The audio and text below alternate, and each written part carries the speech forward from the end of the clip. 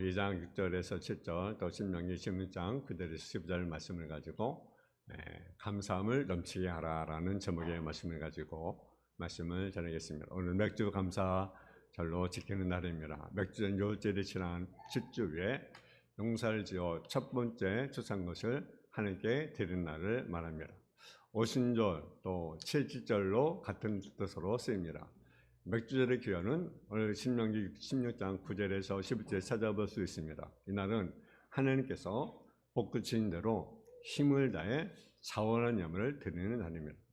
여러분 또한 2025년 한방일전에까지 하나님 앞에 기도하면서 수고한 일들이 있을 것입니다. 하나님께 주신 힘과 지혜, 건강, 재능, 능력을 가지고 우리는 지난 6개월 동안 열심히 일해왔습니다.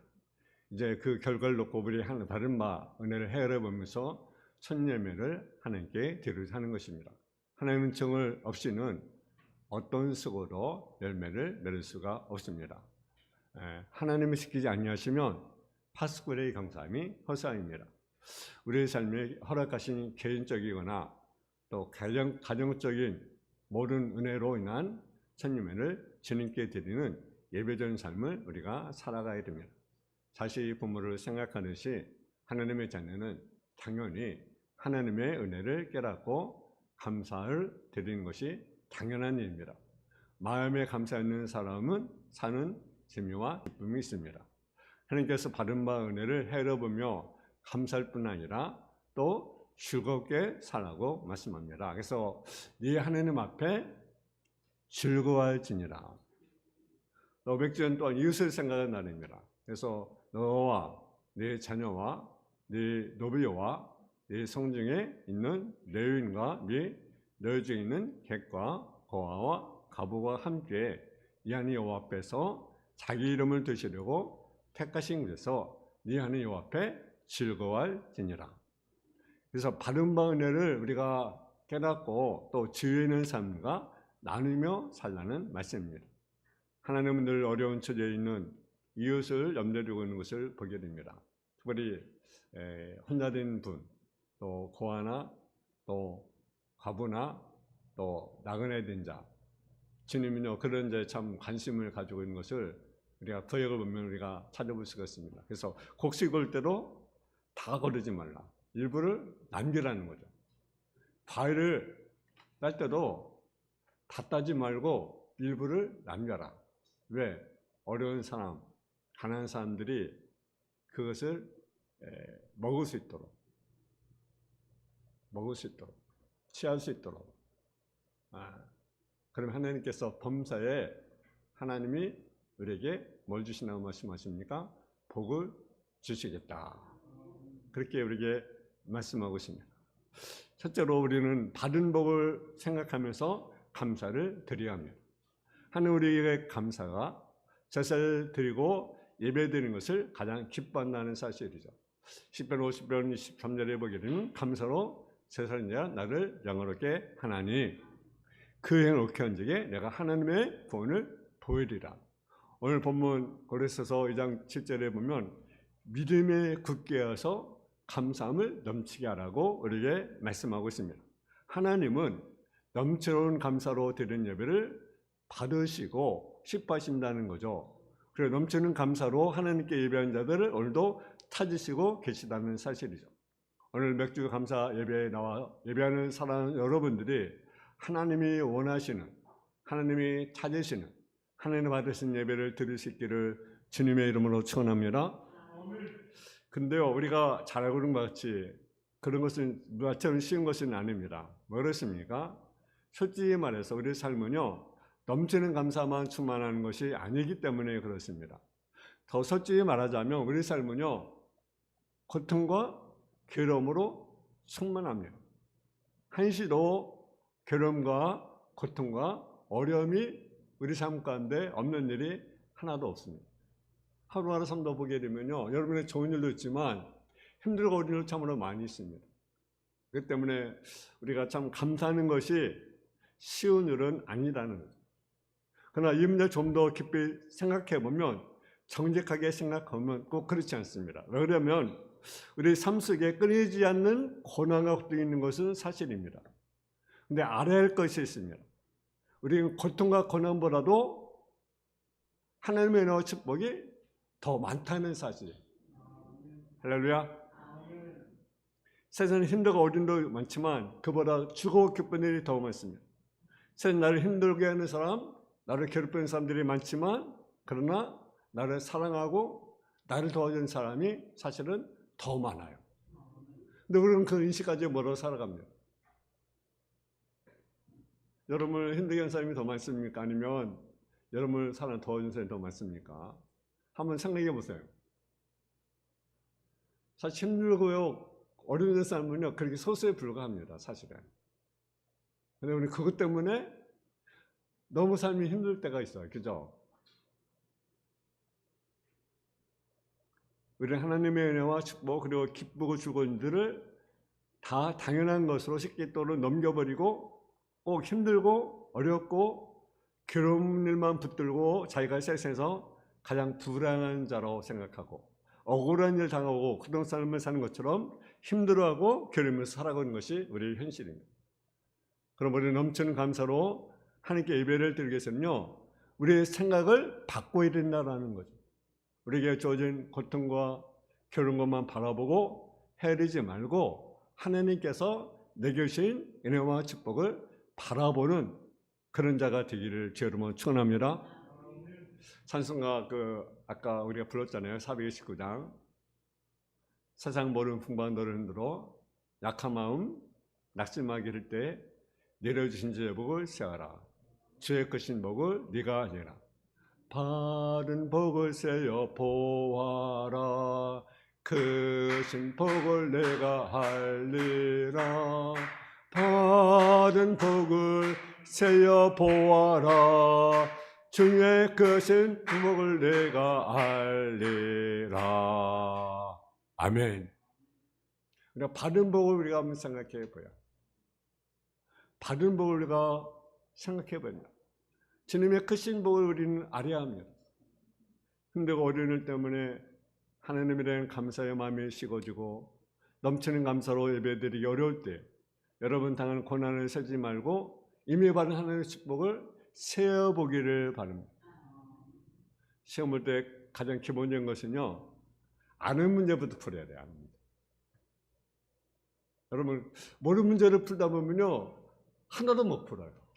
그러니까 먼저 쉬운 거, 잘 아는 거 이것만 먼저 풀어야 돼요.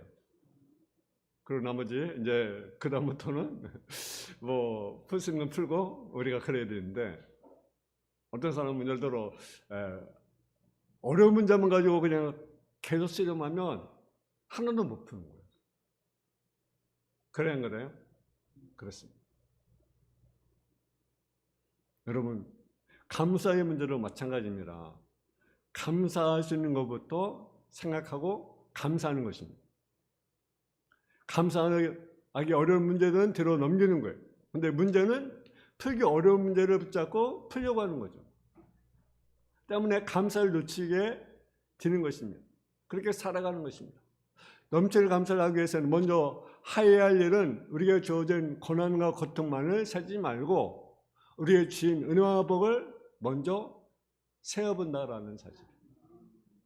두 번째는요, 고난의 의미를 우리가 생각하는 것입니다. 어려운 문제를 열심히 생각 풀면 풀리는 수가 있습니다. 이해하기 쉬운 하나님의 은혜와 축복을 먼저 생각하고 감사하였으면 이해하기 어려운 고난과 고통에 대해서도 생각을 해봐야 한다는 거죠. 좀 깊이 생각해 보면 우리가 당하고 있는 고난의 경도 하나님의 은혜임을 우리가 알 수 있습니다. 모든 고난에는요 의미가 있습니다. 그러므로 우리가 당하는 모든 고난과 고통 속에는 우리가 하나님의 뜻과 의도가 있으시다는 사실이죠. 우리를 사랑하시는 하나님이 우리에게 고난과 고통을 주는 데는 대체 두 가지 의미가 있습니다. 하나는 희계, 하나는 연단이라고 하는 거죠. 하나님의 우리로 하여금 늘 자신의 잘못을 회개하고 뉘우치기 위해서 책짓이라시어 우리에게 고난을 주시는 것입니다. 그리고 또 하나는 특별한 죄가 없지만 잘못이 없지만 그럼에도 불구하고 우리에게 힘들고 어려운 일을 주시는데 그 이유는 무엇입니까? 우리로 하여금 자신 의지하지 않고 하나님만 의지하라는 사실이죠. 그래야 능력 있는 사람, 힘 있는 사람으로 연단을 해서 우리에게 고통과 어려움을 주게 되는 것입니다. 고린도전서 1장 8절에서 9절을 보게 되면 형제들아 우리가 아시아에 당한 환난을 너희가 보리 원하지 아니하노니 힘에 겹도록 심한 고생을 받아 사소만까지 끊어지고 우리를 자신이 사형성을 받는 줄 알았으니 이는 우리로 하여금 자기 의지하지 말고 오직 죽은 자를 다시 하시는 하나님은 일하게 하십니다. 사람으로 말할 수 없는 그런 고통을 당했어요. 정말 사형성 받는 그런 고통, 인간적으로 해결할 수 없는 그런 문제. 근데 왜 그런 문제를 줬다고 합니까? 하나님만을 의뢰하는 거예요. 바로 고난의 전 의미를 알았습니다. 그것은 자신을 의지하지 아니하고 오직 하나님만 의뢰하고 하나님만 살라고 하나님께 일부러 고난을 주신 것입니다. 그러면 당할 때는 힘들고 어려웠지만 겨져볼 때는 그 때문에 믿음이 굳어졌고 그 믿음 때문에 자신이 하려고 하는 모든 일을 잘 이룰 수 있던 것을 우리가 보게 됩니다. 바로 그것을 알았어요. 그러니까 고난도 역경도 무엇입니까? 하나님의 은혜다. 할렐루야. 여러분 우리 삶에는요 형통기만 있는 것이 아닙니다. 말할 수 없는 어려움이 있어요. 고통이 있어요. 고난이 있어요. 근데 그때 당시는 너무나 힘들잖아요. 그죠? 너무나 고통스럽잖아요. 더 해결되지 않으니까 쉽게. 또는 어떤 데 막 기도하고 부르짖어도 눈앞에 열매가 안 보이는 것 같죠. 응답이 없는 것 같습니다. 근데 지나고 보면 그것이 은혜다. 은혜다. 여러분 우리에게 중요한 사실을 깨닫게 있어. 여러분 감사는 환경의 문제가 아니라 믿음의 문제라는 사실을 알게 됩니다. 환경이 남들 좋아서 하나님께 감사하는 사람은 세상에 아무도 없어요. 세상에 아무런 고통과 괴로움 없이 평안한 사람은 아무도 없습니다. 한 사람도 없습니다. 여러분 다 모든 것이 청통합니까? 모든 것이 잘 풀립니까? 한 사람도 없어요. 그저 어려움이 있어요. 환경이 좋아서 고통이 없어서 하나님께 감사할 수 있는 사람은 없습니다. 근데 오늘 본문에 뭡니까? 믿음에 굳게 서서 감사함을 넘치게 하라. 착각하지 말아야 합니다. 형편과 조건이 좋은 사람이 감사하면서 사는 것이 아니라 어떤 사람이 감사하면서 살아갑니까? 믿음이 좋은 사람이 감사하면서 사는 것입니다. 그러니까 감사는 한계의 문제가 아니라 믿음의 문제이기 때문에 그렇습니다. 우리 마음속에 감사가 넘치지 못하는 것은 남보다 환경과 여건이 나빠서가 아니라 믿음이 적어서 하는 사실을 알아야 합니다.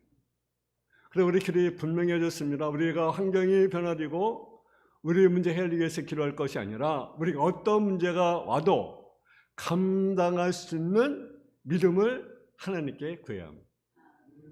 할렐루야. 그래서 우리는 어떤 어려움이 와도 그것을 극복할 수 있는 믿음을 달라고 기도합니다. 우리 잘 아는 여러분 데려가셔서 5장 10절에 항상 기뻐하라. 실망을 기도하라고 말하잖아요. 범사에 감사라고 말씀하지 않습니까? 쉬지 않고 기도를 통하여 구름 이름 얻게 될 것이고 구름 이름을 갖게 되면 기뻐하게 될 것이고 그리고 감사하게 될 것입니다. 시몬적으로 감사는 반드시 표현되어야 된다는 거죠. 감사는 마음도 갖는 것도 중요하지만 그 마음을 솔직하게 표현하는 것이 더 중요합니다. 우리 믿음을 통하여 감사하는 마음을 가져야 되고 기도를 통하여 그것을 표현하는 연습을 해야 합니다. 우리나라 사람들은요, 그 표현하는 것이요 익숙하지 못합니다. 저도 마찬가지예요. 표현하기가 참 힘들어요. 그래서 겉으로 표현하는 일이 쑥스러운 일이고 좀 유치하다고 생각을 하고 있습니다. 청력 공부 시간에 강사가 미국인이었는데 그분이 이제 강연 중에 그런 강의를 했어요. 미국 남자들은 최소한 자기 아내에게 하루에 3번 이상은 사랑한다는 것을 고백해야 된다라고 이야기했어요. 만약 고백하지 않으면 이혼의 사유가 된다. 그러니까 어느 목사님이 그 강사에 그런 얘기였습니다. 강사님, 한국 사람은요 하루에 10번 그 사랑을 고백하면 그것이 이혼 사유가 됩니다.